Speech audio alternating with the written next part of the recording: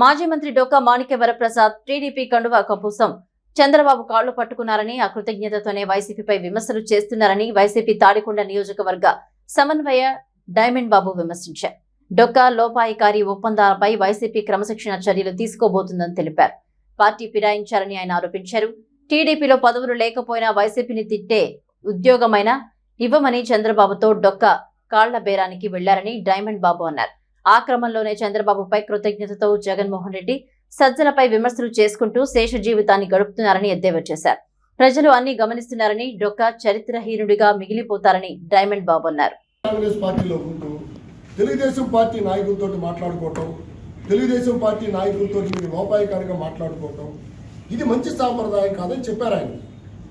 ఆ చెప్పినటువంటి అంశాలు ఆయన ఎక్కడో చాలా రహస్యంగా మాట్లాడుకున్న విషయాల్ని వైఎస్ఆర్ కాంగ్రెస్ పార్టీ పెద్దలకు తెలిసింది.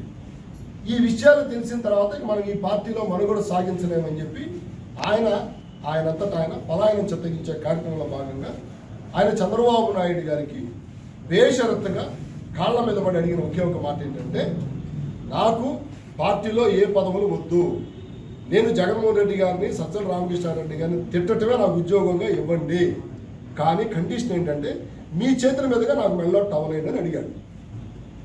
దానికి చంద్రబాబు నాయుడు గారు ఏం చేశాడు, ఇతను సహజ సిద్ధమైనటువంటి గుణం ఏంటి, ఏ పార్టీలో ఉంటే ఆపోజిట్ పార్టీని ఇష్టం వచ్చినట్టుగా తిట్టడం ఇతను నైజం కాబట్టి ఒక టవల్ మెళ్ళేయమని అడుగుతున్నాడు.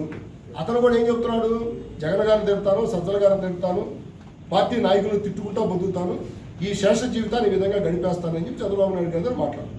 దానికి ఎలక్షన్స్ ముందు ఏం చేశాడు, ఆయన టవల్ వేశాడు అంతే.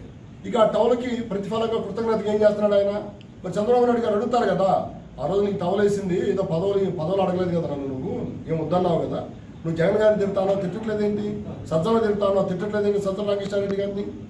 అందుకని కృతజ్ఞతగా అతను రోజు అదే పనిలా పెట్టుకున్నాడు.